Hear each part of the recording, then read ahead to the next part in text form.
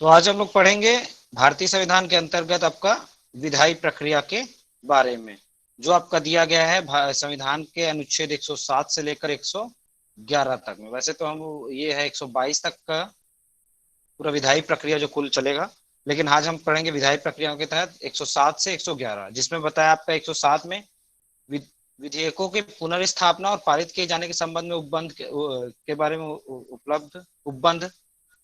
108 कहता है कुछ दशाओं में दोनों सदनों की संयुक्त बैठक के बारे में।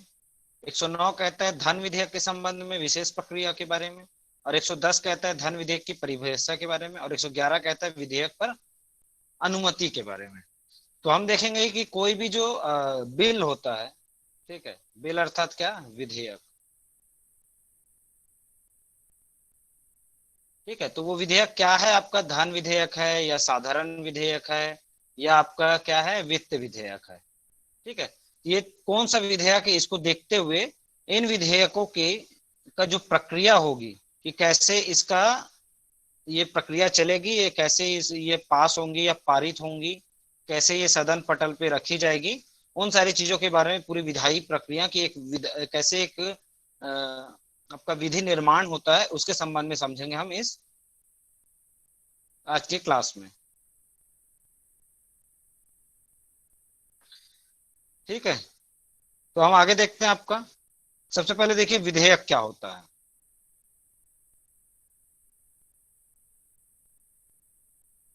ठीक है। तो 107 के तहत आपका बताया कि विधेयकों की पुनर्स्थापनाओं को पारित करने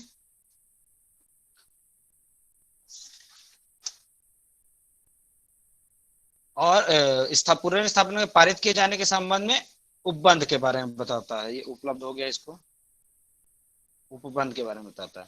तो ये कहता है, इसका उपखंड एक कहता है कि धन विधेयकों और अन्य वित्त विधेयक के संबंध में अनुच्छेद 109 और अनुच्छेद 117 के उपबंधों के अधीन रहते हुए कोई विधेयक सदन के किसी भी सदन में आरंभ हो सकता है, संसद के किसी भी सदन में आरंभ हो सकता है। तो सबसे पहले देखिए कि विधेयक क्या होता है, ठीक है। विधेयक क्या होता है कि जब कोई प्रस्ताव संसद में कानून अर्थ या विधि बनाने के लिए रखा जाता है तो उसे क्या कहा जाता है, आपका विधेयक कहा जाता है, ठीक है। कि कभी भी बात आएगी कि बिल क्या होता है या विधेयक क्या होता है, तो क्या है कि एक प्रकार का वो प्रस्ताव होता है जो किसी भी विषय से संबंधित हो सकता है, ठीक है। वो विषय क्या होंगे आपके, जो आपका दिया गया है संघ सूची के विषय के तहत और समवर्ती सूची, ठीक है। तो इन विषयों पर केवल क्या है, कानून बनाया जा सकता है, जो आपका दिया गया है शेड्यूल 7 में, ठीक है। अब इन विषयों पर क्या है, कानून बनाया जा सकता है, तो उन विषयों से संबंधित कोई भी प्रस्ताव कहाँ रखा जाएगा, आपका संसद में रखा जाएगा, ठीक। अब उस संसद में क्या है, कानून बनाने के लिए उस विषय को रखा गया है, तो उस चीज को क्या बोलेंगे, जो प्रस्ताव होगा उसको बोला जाएगा आपका विधेयक या बोला जाएगा आपका बिल, ठीक है। अब इसका जब साधारणतः हम इसकी बात करेंगे तो ये कितने प्रकार का होता है, तो इसको देखने के लिए तो साधारणतः ये होते हैं दो प्रकार के। एक होता है आपका साधारण विधेयक, दूसरा होता है एक धन विधेयक। और धन विधेयक के बाद एक तीसरा और एक प्रकार होता है जिस बोला जाता है जिसको वित्त विधेयक, ठीक है। अब साधारण विधेयक क्या होता है कि साधारण विधेयक के तहत क्या है चीजें,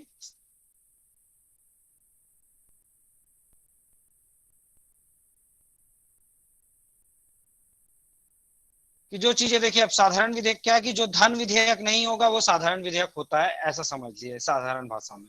कि साधारण विधेयक के तहत क्या है कि कोई भी जो चीजें हैं, कोई भी मंत्री जिसको रख सकता है मामले को दोनों सदनों में, वो आपका साधारण विधेयक के तहत आता है। फिर जब हम आगे हम देखेंगे धन विधेयक को डिटेल में और वित्त विधेयक को अगली जो आगे के जो आर्टिकल है उसमें। ये तीन विधेयक है, तो आप अभी पहले आपको पढ़ना है हमको साधारण विधेयक के बारे में। तो जो आपका 107 है वो आपका बताता है साधारण विधेयक के संबंध में उपबंधों को, ठीक है।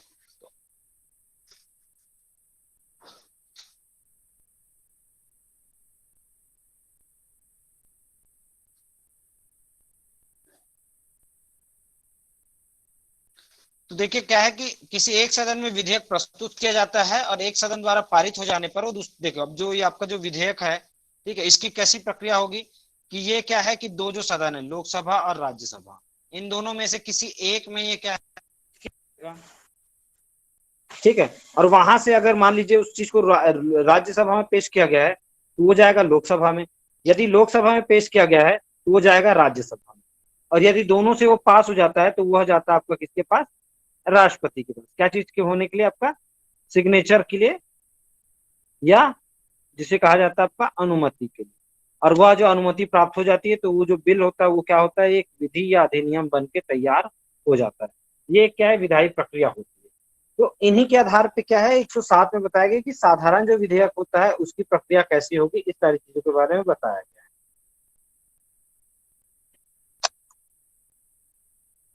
तो देखिए, जो विधेयक होता है वो किसी भी मंत्री द्वारा प्रस्तुत किया जाता है, पहली बात तो है, ठीक है, कि साधारण विधेयक की हम प्रस्तुतिकरण और उसकी प्रक्रिया के बारे में देख रहे हैं। तो जो प्रस्तुतिकरण है वो कौन कर सकता है, आपका कोई भी है जो आपका ये रहेगा मंत्री, ठीक है, वह इसको क्या कर सकता है, पेश कर सकता है,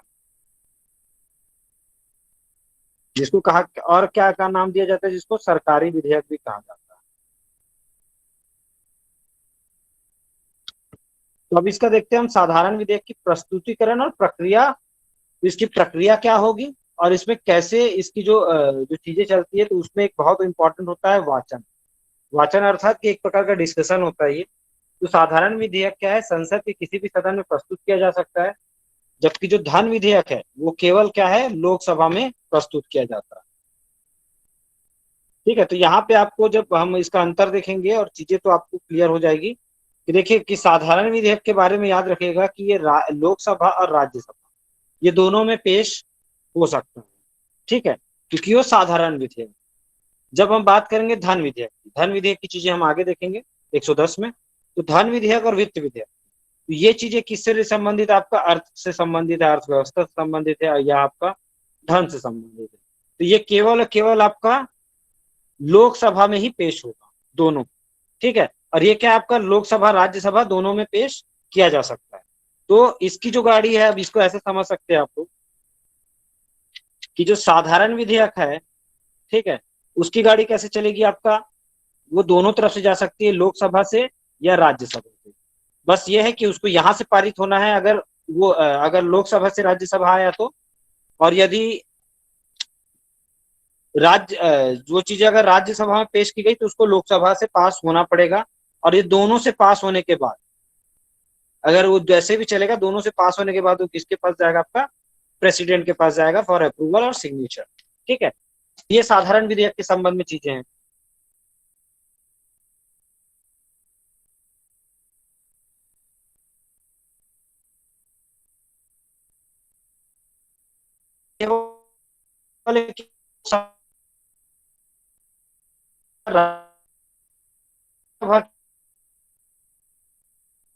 पारित, तो उसकी कोई खास जरूरत नहीं होती और वहां से वो सीधे चले जाती है आपका, ठीक है, प्रेसिडेंट। लोकसभा और राज्यसभा की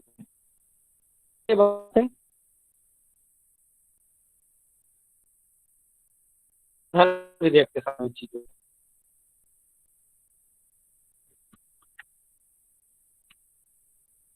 ठीक है। तो इसमें तीन वाचन होता है, एक होता है प्रथम, दूसरा होता है द्वितीय और तीसरा होता है तृतीय।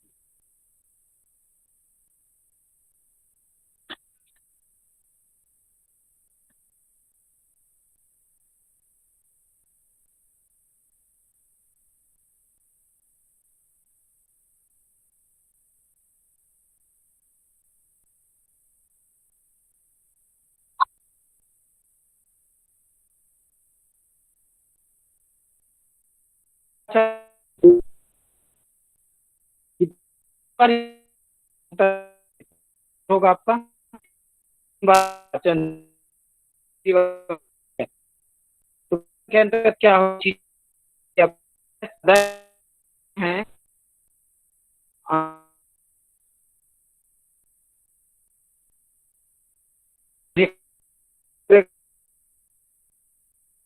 प्रस्तुत करेगा, ठीक है।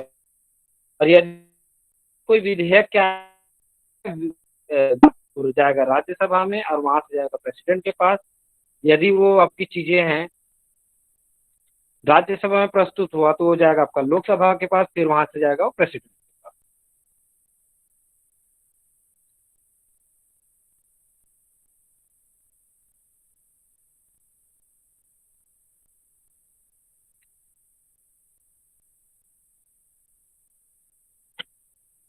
अब उसके बाद देखते हैं द्वितीय वाचन में क्या चीजें होती है आपकी।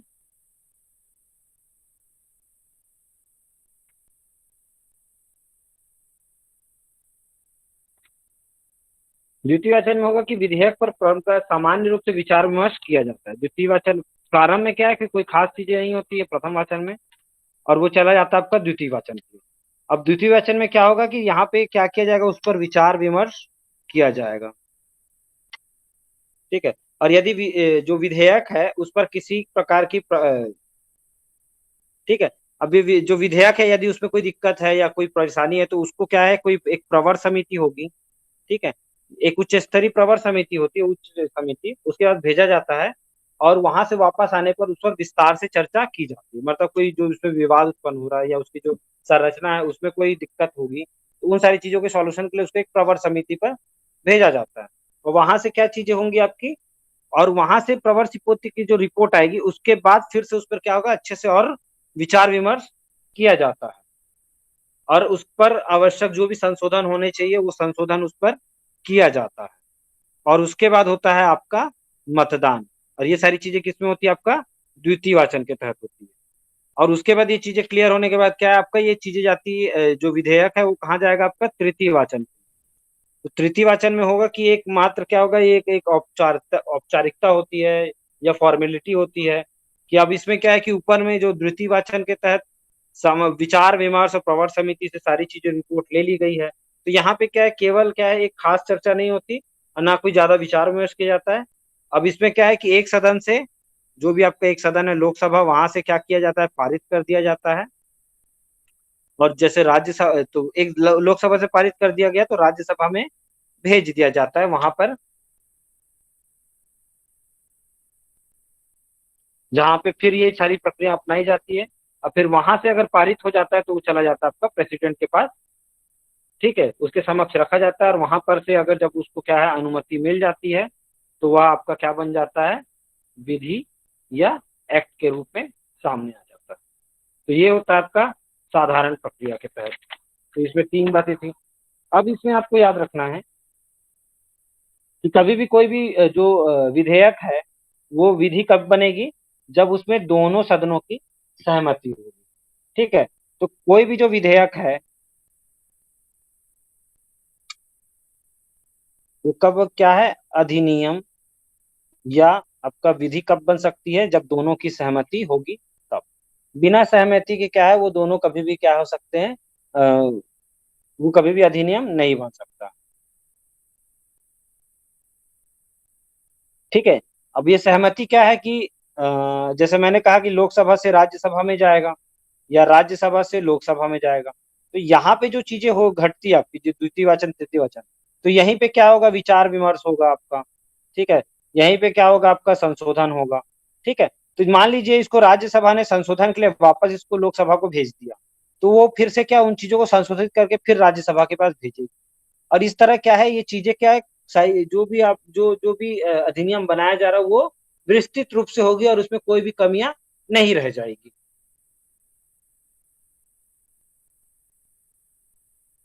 अब लेकिन क्या है कि तो ये सारी चीजों का सॉल्यूशन वो खुद ही कर लेते हैं। जैसे लोकसभा में कोई चीजें पारित की गई है, मतलब लोकसभा से क्या है उसको भेज दिया गया, मैंने कहा, और वो राज्यसभा में गई। राज्यसभा को लगता है कि इसमें कुछ क्या है आपका, कि कुछ इसमें संशोधन चाहिए, तो वो क्या है उसको वापस कर देगा इसके पास कि भैया आप जाओ, लोकसभा वालों को बोलेगा कि आप इसमें कुछ संशोधन करके दो।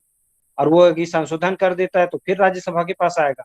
अब वो संशोधन जो उन्होंने कहा था उस संशोधन को उन्होंने कर दिया तो यहाँ से वो डायरेक्ट पारित हो जाएगा। ठीक है, मतलब ये है कि ये दोनों में क्या है, दोनों की सहमति अति आवश्यक होती है। अब जैसे किसी बात पे ये हो जाए कि जहां पे क्या है कि लोकसभा और राज्यसभा जो है आपका, इन दोनों में क्या उत्पन्न हो जाए, मतभेद। ठीक है, कि किसी बात को लेकर इनमें मतभेद हो जाए, तो इस मतभेद की तो इस मतभेद को दूर करेगा कौन, आपका राष्ट्रपति।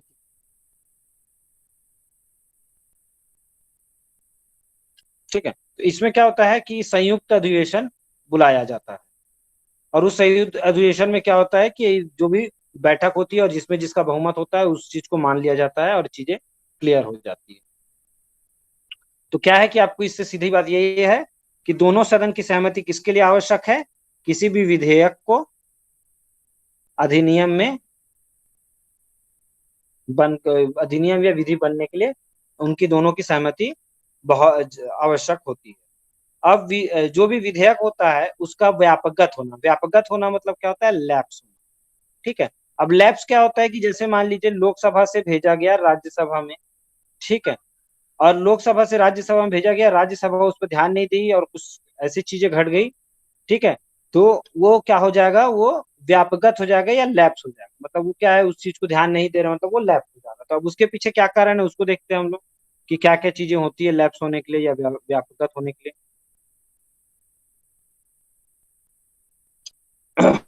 तो ये क्या है कि देखिए, पहली बात तो इसमें कि जब भी दोनों सदन जो भी हैं, लोकसभा और राज्यसभा, इन दोनों में क्या है कि वो पारित नहीं हो सकता, तब वो क्या होता है, व्यापकगत हो जाता है। ठीक है, दूसरा है कि क्या है कि दोनों सदन का क्या हो जाता है, सॉरी, दोनों मतलब जो आपका लोकसभा है उसका क्या होता है, सत्रावसान हो जाता है, मतलब उसका सत्र अब खत्म हो जाता है। या क्या होगा, क्या लोकसभा क्या हो जाएगी, विघटित हो जाएगी। तो ऐसी दशा में क्या है कि जो विधेयक है,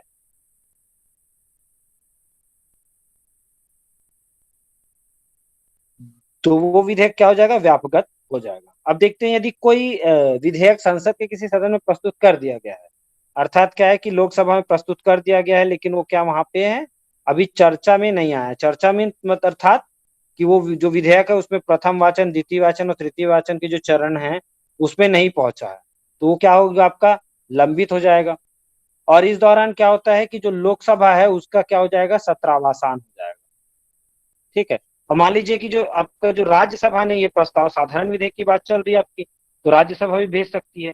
तो राज्यसभा ने ये चीज किसके भेजी थी, लोकसभा में। लोकसभा में ये लंबित था, लोकसभा का क्या हो जाता है, सत्रावसान हो जाता है।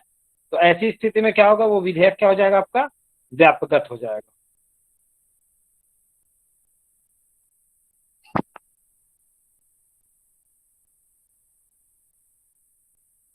तो लेकिन वहां पे वो व्यापकगत हो जाएगा, लेकिन जैसे ही क्या है आपका, जैसे ही लोकसभा की जो नई बैठक होगी, अर्थात फिर से जो सरकार बन के आएगी, तो पुनः क्या होगा, उसी चीज को रखा जाएगा और उस विधेयक पर क्या की जाएगी, चर्चा की जाएगी। तो वो जो लैप्स होने से उसको बचाया जा सकता है। समझ आ रहा है।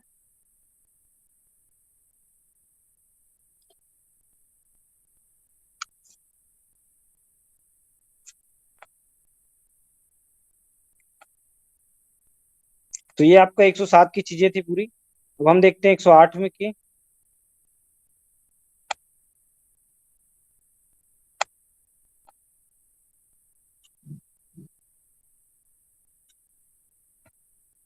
108 आपका बताता है कुछ दशाओं में संयुक्त बैठकों की। ठीक है, तो कुछ दशाओं की बात किया है कि संयुक्त बैठक की क्या दशाएं हैं उनके बारे में हम चर्चा करते हैं। तो 160 कहता है कि यदि किसी विधेयक के एक सदन द्वारा पारित किए जाने और दूसरे सदन को पारित किए जाने के पश्चात, अर्थात क्या है कि एक सदन है आपका, ठीक है, मान लीजिए लोकसभा हो, यहां से क्या किया गया, पारित कर दिया गया, और दूसरे सदन अर्थात ये जो आपका दूसरा सदन है वो आपका मान लीजिए राज्यसभा है, वहां पे क्या किया गया, भेज दिया गया, मतलब पारित किया गया, ट्रांसमिट किया गया। ठीक है, अब क्या होता है कि दूसरे सदन द्वारा विधेयक को, अब ये जो दूसरा सदन है, ठीक है, ये जो दूसरा सदन है वो क्या कर रहा है, इन चीजों को देखते हैं, अस्वीकार कर देता है जो विधेयक है उसको। ठीक है, दूसरे सदन द्वारा जो विधेयक को अस्वीकार कर दिया गया है, या विधेयक में दिए गए संशोधन के बारे में दो दो सदन में जो संशोधन के लिए जो बातें चली थी उसमें क्या है, दोनों की सहमति नहीं मिल पा रही या असहमत है दोनों। ठीक है, जो संशोधन करने के बारे में। या तीसरी बात है कि जो आपका है कि दूसरे सदन अर्थात राज्यसभा में भेज दिया और यहाँ पे क्या हो गया, 6 मंथ हो गए, और 6 मंथ होने के बाद भी क्या है, राज्यसभा ने उसको पारित नहीं किया है। तो ये जो कंडीशन उत्पन्न होगी, तो इन कंडीशनों को दूर करने के लिए क्या किया जाएगा, आपका जो इन चीजों को दूर करने के लिए क्या किया जाएगा, संयुक्त बैठक बुलाया जाएगा। तो उस दशा के सिवाय जिसमें लोकसभा का विघटन होने के कारण विधेयक वापगत हो गया है, राष्ट्रपति विधेयक पर विचार विमर्श करने और मत देने के प्रयोजन के लिए सदनों को संयुक्त बैठक में अधिवेशित होने के लिए आहूत करने के अपने आशय की सूचना यदि वो बैठक में है तो, और संदेश द्वारा यदि बैठक में नहीं है तो लोक अधिसूचना द्वारा देगा। तो ये जो बैठक की सूचना है वो क्या है कि यदि बैठक में है तो वो क्या है कि उसको आहूत की सूचना देगा, अधिवेशन की।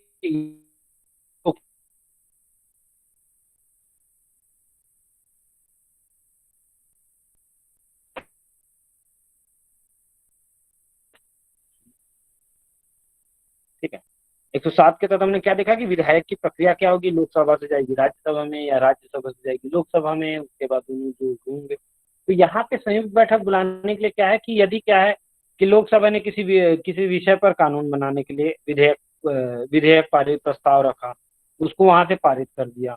अब राज्यसभा क्या है कि उसको अस्वीकार कर देती है, उसको चाहिए ही नहीं उस संबंध में, या उसको कहती है राज्यसभा की जाओ भैया आप फिर से इसमें संशोधन करके लाओ। लेकिन वो क्या है संशोधन के बाद भी क्या है उन दोनों में असहमति है।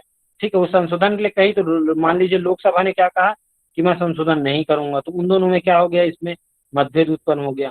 या क्या है कि राज्यसभा में कोई विधेयक भेजा गया था और वहां 6 महीना पूरा हो गया लेकिन तभी तक उसने क्या किया, उसको पारित नहीं किया। तो इन सारी चीजों की समस्याओं के लिए क्या है संयुक्त बैठक बुलाई जाती है। लेकिन आपको इसमें याद रखना चाहिए, एक बात याद रखिएगा कि जब भी संयुक्त बैठक होती है, ठीक है, तो वो संयुक्त बैठक चाहे लोकसभा की वजह से हो चाहे राज्यसभा की वजह से, लेकिन इसमें जो जीत किसकी होगी, कभी भी जो जीत होगी वो हमेशा होती है लोकसभा, हमेशा इसमें जीतता है, और राज्यसभा हमेशा इसमें हार सकता है क्योंकि इनकी जो संख्या होती है वो हमेशा अधिक होती है। ठीक है, तो यह भी देखिए, तो दोनों सदनों की संयुक्त बैठक बुलाने की स्थिति कब पैदा होती है, मैंने आपको बता दिया। और जब विधेयक पर दोनों सदन सहमत नहीं होते और सहमति हुए तब नहीं समझाते, जब क्या है, तो ये सारी चीजें में आपका क्या होगा, संयुक्त बैठक बुलाया जाएगा। क्लियर है यहाँ तक की चीजें। अब देखते हैं 109 कहता है धन विधेयक के संबंध में विशेष प्रक्रिया के बारे में। तो धन विधेयक के बारे में क्या है कि धन विधेयक क्या होता है, जो आपका साधारण विधेयक नहीं होता है। ठीक है, अब अब धन विधेयक के संबंध की चीजों को पहले हम देखते हैं धन विधेयक की परिभाषा के संबंध। ठीक है, पहले हम लोग 110 को देखते हैं कि पहले क्या होता है धन विधेयक, उसके बाद हम उसकी प्रक्रिया के बारे में चर्चा करेंगे 109 के तहत। तो धन विधेयक क्या है कि धन विधेयक उसे कहते हैं जिसका संबंध संघ की आय, व्यय, निधि, हिसाब किताब और उसकी जांच इत्यादि से हो। ठीक है, मतलब धन विधेयक का संबंध किससे होगा, आय से, व्यय से, निधि से। ठीक है, उसका जितने भी हिसाब किताब होते हैं और उनकी जो जांच की जाती है उससे संबंधित होता है आपका धन विधेयक। अब धन विधेयक के संबंध में क्या है कि जो क्या क्या विषय हो सकते हैं जो धन विधेयक में आते हैं, तो है आपका कर लगाने या घटाने या बढ़ाने या उसमें संशोधन करने से इत्यादि। तो ये आपका किससे संबंधित हो गया, कर से। दूसरा है ऋण या भारत सरकार पर आर्थिक भार डालने की व्यवस्था से। ठीक है, तो ये किससे संबंधित हो गया, आर्थिक भार से। तीसरा है भारत की संचित या आकस्मिक निधि सुरक्षित रूप से रखने या उससे धन निकालने की व्यवस्था से। तो ये आपका क्या है कि जो आपका संचित और आकस्मिक निधि है उन दोनों से क्या है धन को निकालने और उसमें रखने की बातों के संबंध में रहेगा वो विधेयक। फिर भारत की जो संचित निधि पर किसी व्यय का भार डालने या उसमें किसी व्यय के लिए धन की स्वीकृति देने।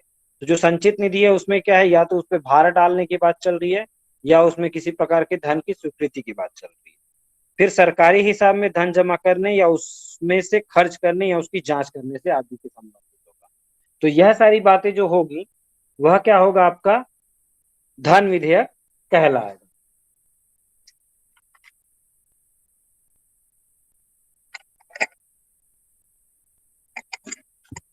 तो धन विधेयक की चीजें आपको समझ आई। साधारण विधेयक धन विधेयक में हम क्या अंतर होता है ये आगे चर्चा करेंगे। तो अब देखिए, अब ये इस धन विधेयक की क्या है कि जो साधारण नहीं है, क्योंकि साधारण क्यों नहीं है, क्योंकि इसमें धन की बात। अब इसके साथ बातें आपको याद रखनी है कि जो 109 है, वो बेयर देखते हैं थोड़ा सा, आप भी अपना बेयर देखो।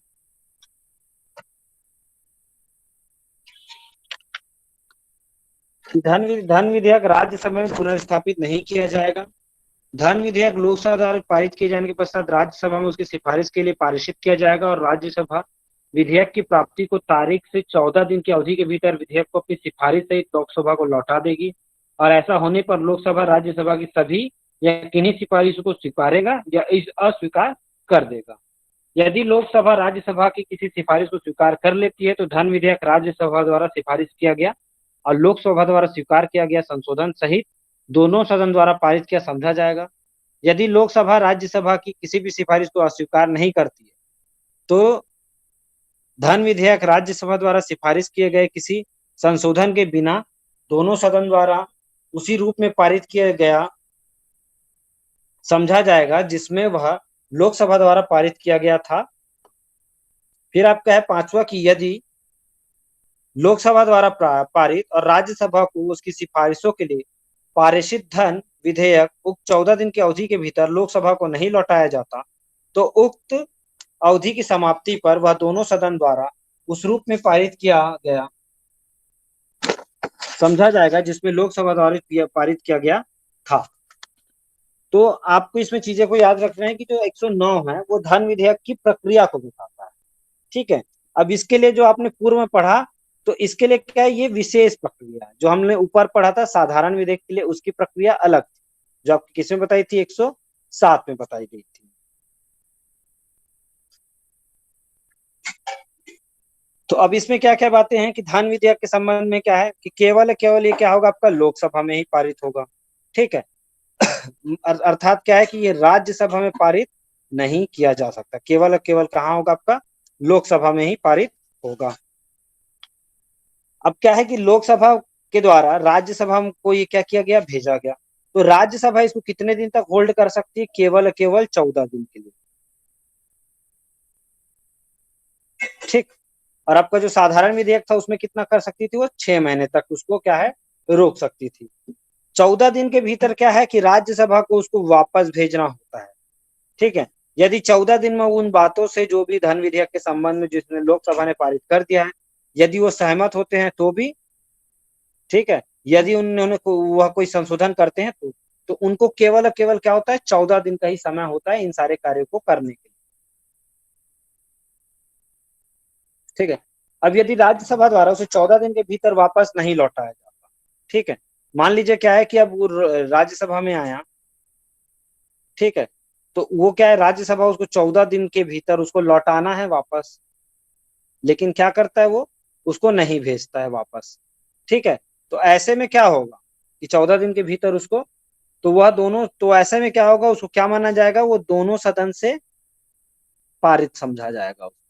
अर्थात क्या है कि यहाँ पे जो राज्यसभा है उसका कोई विशेष भूमिका यहाँ पे नहीं होती है। ठीक है, कि यहाँ केवल आपका जो भी चीजें है सर्वे सर्वा वो लोकसभा होगा, क्योंकि लोकसभा ऐसा है कि अगर राज्यसभा उसकी अपनी सहमति देने के लिए उसमें कोई संशोधन करती है या उसको स्वीकारती है या अस्वीकार करती है तो भी क्या है कि वह वापस जब लोकसभा के पास जाती है, ठीक है, उसको वापस जो भेजता है तो लोकसभा उसके लिए क्या बाध्य नहीं है उस संशोधन को मानने के लिए। ठीक है, लोकसभा चाहे तो उसको मान सकती है और ना चाहे तो उसको छोड़ सकती है।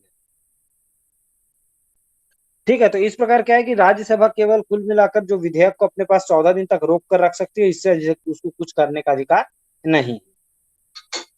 अब इसके लिए आपको एक प्रश्न उठेगा कि भैया कि क्यों राज्यसभा होते हुए उसको एक कोई खास पावर क्यों नहीं दी गई है। ठीक है, तो इसका क्या है कि देखिए जो धन विधेयक जो भी है जो राज्यसभा में भेजा जाता है इसके पीछे ये माना जाता है, इसके दो मुख्य कारण है, ये जो इसके जो इसके दो उद्देश्य है, नहीं तो ये धन विधेयक क्या डायरेक्ट आपका लोकसभा के द्वारा ही पारित कर दिया जाता है। तो इसमें क्या है कि जो राज्यसभा के लोग होते हैं, ठीक है, उसमें क्या होता है आपका सुविख्यात अर्थशास्त्री और कई अनुभवी सदस्य हो सकते हैं और ऐसे में उनकी जो सदस्यों की राय जानना आवश्यक होता है। अब उनके राय के अनुसार ही क्या होता है कि वो अपनी सहमति या संशोधन उसमें करने के लिए कहते हैं, जिसको लोकसभा चाहे तो मानती है, लेकिन अब देखिए कि अब अनुभवी व्यक्ति कुछ कहता है तो उसको लोग बाकी जो अन्य व्यक्ति होते हैं वो उसको मानते ही। अब दूसरी बात है कि जो लोकतांत्रिक हमारी जो देश प्रणाली है, शासन प्रणाली है, इसके कारण इसमें दोनों सदन द्वारा पारित किया जाना गौरव की बात होती है। ठीक है, अब यहाँ पे क्या है कि आपका लोकतंत्रात्मक शासन व्यवस्था है जिसके तहत क्या होता है आपका कि राज्यसभा और लोकसभा या लोकसभा या राज्यसभा, तो इन सारी चीजों से क्या है, जब सारी चीजें पारित होती है तो उसको क्या माना जाता है, गौरव की बात मानी जाती है, और ये लोकतंत्र की स्थापना करता है। ठीक है, कि लगता है कि हाँ भाई सभी को बराबर का अधिकार प्राप्त हुआ है इसमें विचार विमर्श का। तो इसका ये दो मुख्य उद्देश्य है, इसीलिए क्या है कि धन विधेयक को आपका भेजा जाता है कहाँ, राज्यसभा के पास भेजा जाता है लोकसभा से पारित होने के बाद, ताकि उसमें वो अपनी कुछ बातें रख सके, और उसके लिए उसको केवल और केवल दिया जाता है 14 दिन का समय, जिसमें वह उसको वापस लौटाना होता है। तो यह सारी चीजें थी आपकी विधायी प्रक्रिया के बारे में, जो था आपका साधारण विधेयक और धन विधेयक के संबंध में। ठीक है, अब हम देखते हैं, फिर हमने देखा एक विधेयकों पर अनुमति के बारे में, जो बताता है आपका अनुच्छेद 111। तो देखिए, मैंने आपको इसको पहले भी बता दिया है कि कोई भी विधेयक कैसे आपका विधेयकों पर अनुमति प्राप्त होगी। तो इस अध्याय के प्रयोजन के लिए जो आपका पेयर जब पढ़ेंगे तो देखे ना उसमें कि पहला उपखंड कहता है कि इस अध्याय के प्रयोजन के लिए कोई विधेयक धन विधेयक समझा विधेयकों पर अनुमति, जब कोई विधेयक संसद के सदनों द्वारा पारित कर दिया गया है तब वह राष्ट्रपति के समक्ष प्रस्तुत किया जाएगा, और राष्ट्रपति घोषित करेगा कि वह विधेयक पर अनुमति देता है या अनुमति रोक लेता है। परंतु राष्ट्रपति अनुमति के लिए अपने समक्ष विधेयक प्रस्तुत किए जाने के पश्चात यथाशीघ्र उस विधेयक को, यदि वह धन विधेयक नहीं है तो सदन को इस संदेश के साथ लौटा सकेगा कि वो विधेयक पर या उसके किन्हीं निर्दिष्ट उपबंधों पर पुनः विचार करे, और इन विशिष्टया किन्हीं ऐसे संशोधन के पुनर्स्थापन की वांछनीयता पर विचार करे जिनकी उसने अपने संदेश में सिफारिश की है। और जब विधेयक उस प्रकार लौटा दिया जाता है तब सदन विधेयक पर तदनुसार पुनर्विचार करेगा, और यदि विधेयक सदनों द्वारा संशोधन सहित या उसके बिना फिर से पारित कर दिया जाता है तो राष्ट्रपति के समक्ष अनुमति के प्रस्तुत किया जाता है, तो राष्ट्रपति उस पर अनुमति नहीं रोक सकेगा। तो मैंने आपको बताया था कि कोई भी जो बिल है, ठीक है, उसका जो प्रोसेस है वो क्या है, लोकसभा से राज्यसभा में जाएगा या आपका राज्यसभा से लोकसभा में जाएगा। ये हम साधारण विधेयक की बात करें। ठीक है, अब यहां से दोनों से ये अगर पारित हो जाता है तो ये पारित होने के बाद किसके पास जाएगा, आपका राष्ट्रपति के पास जाएगा। कौन सा अनुच्छेद है आपका, ये 111 111, भूलिएगा मत। तो राष्ट्रपति की यहाँ पे अनुमति के लिए यह जाएगा।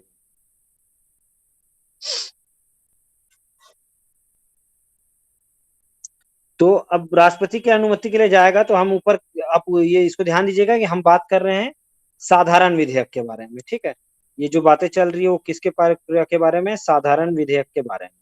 साधारण विधेयक कहाँ प्रस्तुत किया जाता है, आपका लोकसभा राज्यसभा दोनों में किया जा सकता है, लेकिन उसका जो प्रोसेस है उसके बाद क्या है, लोकसभा से वो राज्यसभा जाएगा, यदि राज्यसभा में पेश किया गया तो लोकसभा जाएगा, और उन दोनों से पारित होने के बाद वो क्या जाएगा, राष्ट्रपति के पास अनुमति के लिए उसके समक्ष भेजा जाएगा। तो अब वो साधारण विधेयक की बातों में क्या है कि अब इसमें जो राष्ट्रपति है वो साधारण विधेयक को तुरंत साइन करने के लिए आबद्ध नहीं। ठीक है, मतलब वो क्या है, विवश नहीं है कि वो उसको पूरा तुरंत ही उस पर साइन कर दे। वो क्या कर सकता है, उसको उस विधेयक के संबंध में क्या कर सकता है, पुनर्विचार के लिए भेज सकता है। ठीक है, किसको भेजेगा, वो सदनों को भेज सकता है। ठीक है, अब उस पुनर्विचार के बाद यदि देखिए, अब इसको ऐसे समझिए कि देखिए जो लोकसभा ने राज्यसभा को भेजा और राज्यसभा ने इसको प्रेसिडेंट के पास भेजा, प्रेसिडेंट को कोई बातें उसमें अच्छी नहीं लगी होगी तो वो क्या करते, सदनों को वापस कर देता है। अब सदन क्या है कि उसमें चाहे तो संशोधन करके, ठीक है, उस संदेश को देखकर उस संशोधन करके फिर से राष्ट्रपति के पास भेजेंगे, या वो बिना संशोधन के एज इट इज फिर से उसको क्या है आपका राष्ट्रपति के पास भेजते हैं। तो राष्ट्रपति क्या है वहां पे बाध्यकारी होगा। ठीक है, अब राष्ट्रपति को क्या है कि वहां पे साइन करना ही पड़ेगा और उसको वह अनुमति देनी पड़ेगी। तो यहाँ पे क्या है कि केवल और केवल वो एक बार पुनर्विचार के लिए सदनों पे वापस भेज सकता है, और दूसरी बार जब होगा तो उसको अनुमति देना पड़ेगा। और जो सदन है इसके लिए ये भी याद रखिएगा कि जब हमने ऊपर पढ़ा था कि क्या है, राष्ट्रपति की जो शक्तियां होती है वो क्या होती है, नाम मात्र की होती है। अब इसी के तहत क्या है कि जो राष्ट्रपति ने पुनर्विचार के लिए जो सदनों को भेजा है, जो चीजें कि जो सुझाव भेजे हैं, ठीक है, उस सुझाव को मानने के लिए आपका जो संसद है, ठीक है, संसद का जो लोकसभा है और जो राज्यसभा है वो क्या है, मानने के लिए बाध्य नहीं। कौन बाध्य नहीं है? संसद। अब राष्ट्रपति कोई सुझाव देगा तो उसको क्या है, मानने के लिए संसद बाध्य नहीं होगी।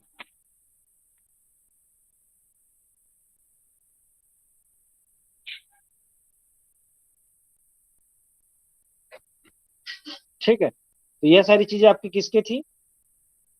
साधारण विधेयक से संबंधित थी। ठीक है, अब हम बात करते हैं इसमें धान विधेयक के संबंध में क्या चीजें होंगी। ठीक, कि धान विधेयक के संबंध में भी वही चीजें हमने अभी पढ़ा। ठीक है, तो 111 को देख रहे थे। तो धान विधेयक कहाँ बताया गया आपका? इसकी प्रक्रिया बताई गई 110 में।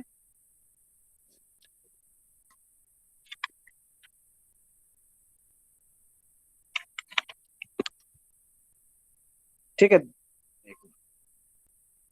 109 में इसकी प्रक्रिया बताई गई है और 110 में बताया गया धन विधेयक की परिभाषा को। तो और यहाँ पे 111 में अनुमति के बारे में बताया गया।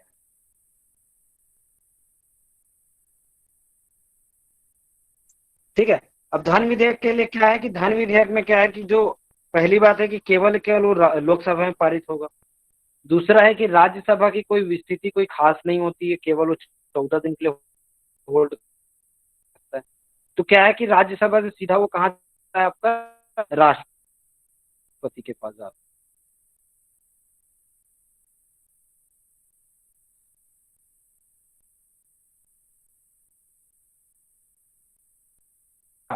तो वह क्या होगा, आपका उस पर साइन करना या उसको अनुमति देना उसको आवश्यक होगा। वह क्या है, उसको पुनर्विचार के लिए नहीं भेज सकता है।